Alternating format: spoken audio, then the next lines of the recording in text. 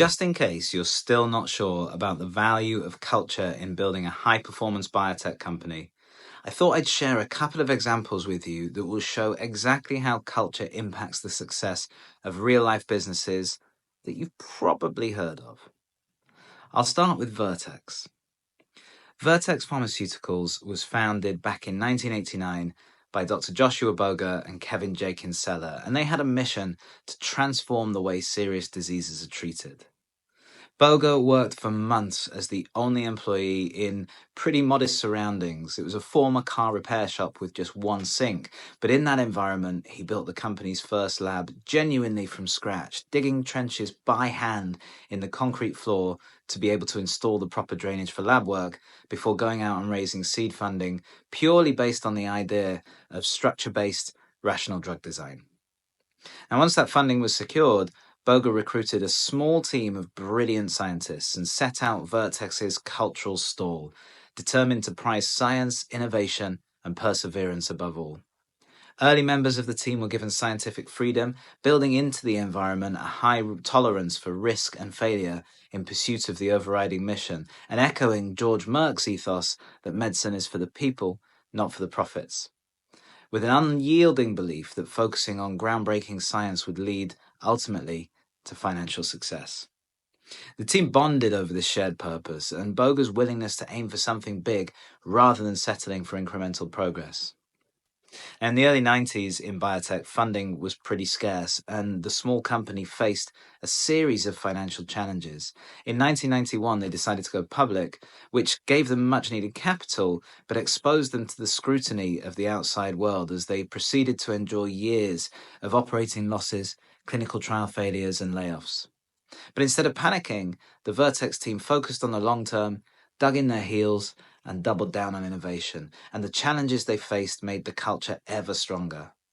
Later, Boger himself credited the company's culture as key to Vertex's success, noting that though technology and assets can be acquired, culture can't, and through a series of regroups, pivots, and sheer determination, Vertex made one breakthrough, then another and another, eventually becoming the company that changed the face of cystic fibrosis treatment. After all these successes, Vertex continued to invest upwards of 30 to 40% of its revenue back into R&D, fueling their growth from one employee in 1989 to a valuation in excess of $100 billion by 2023, with the same core values evident throughout their journey. And similarly, the story of Genentech is the stuff of biotech legend. In 1976, venture capital Bob Swanson called Herb Boyer, a biochemist at UCSF, out of the blue to discuss a bold idea. Swanson wanted to start a company to commercialize the emerging science of recombinant DNA. Conventional wisdom had it that genetically engineering bacteria to produce medicines remained decades away. But intrigued, Boyer agreed to meet the young investor for 10 minutes. That meeting, held in a San Francisco pub, lasted 3 hours, and by the end of the night, the framework for Genentech was sketched out on the back of the coasters on the table. With just $500,000 in initial funding, Swanson got to about hiring brilliant young scientists attracted by the company's ambitious vision. In 1977, the original biotech startup team succeeded in engineering bacteria to produce a human protein, which gave them proof of concept that laid the foundation for everything that was to come.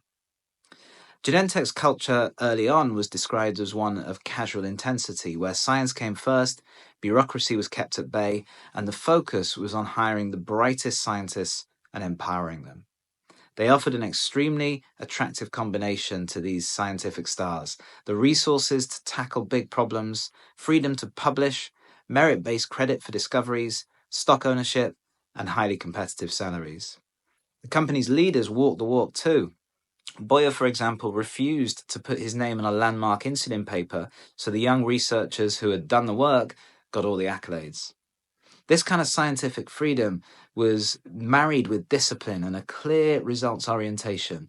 If projects weren't progressing, the team would tackle tough conversations about cutting their losses head on, with data driving all decisions. By choosing practical targets with commercial potential like insulin and growth hormone, Genentech did better science.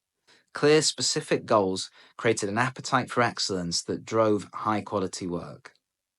Genentech's research teams famously worked long hours at punishing intensity to deliver, but they knew how to blow off steam too. Friday afternoon parties were common, and everyone from the CEO to the lab techs would attend, chat, and share stories over a beer.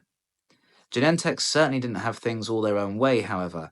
After a triumphant IPO in 1980, they found themselves in the glare of public ownership, with investors demanding concrete results. But Swanson kept the culture of the company focused on breakthrough science, not on the stock price, despite their new wealth, pushing the team to get products approved. In 1982, in partnership with Eli Lilly, they delivered Humulin, the first ever recombinant DNA drug, and in 1985, they launched Protroping under their own steam. Success came with its own challenges, and the eyes of Big Pharma turned on the California upstarts. In 1990, Roche agreed a deal to acquire 60% of Genentech for $2.1 billion, and many feared that the culture would be crushed by the famously conservative Swiss giant.